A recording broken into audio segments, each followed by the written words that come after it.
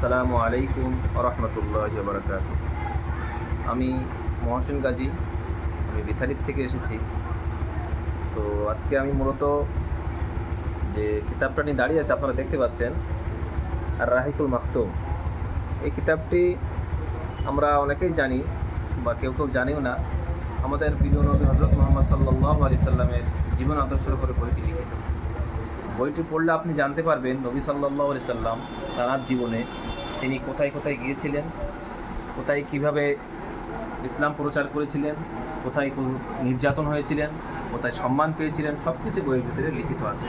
তো বইটি পেতে হলে আপনি আপনার নিকটবর্তী বসিরহাট তথা ভ্যাবলা স্টেশন সংলগ্ন আল আমিন পাবলিকেশনে চলে আসুন।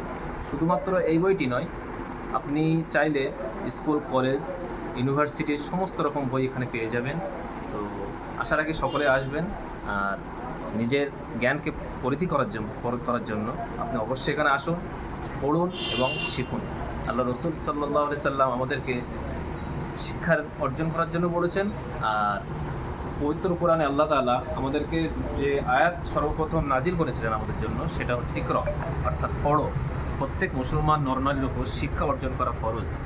আমরা সকলেই চেষ্টা করব শিক্ষাকে বেশি বেশি অর্জন করার জন্য, এবং সেই সঙ্গে আমাদের ইসলাম যেন দুনিয়ার বুকে সমৃদ্ধ হয় সেইভাবে চেষ্টা করব সবাই ইনশাল্লাহ।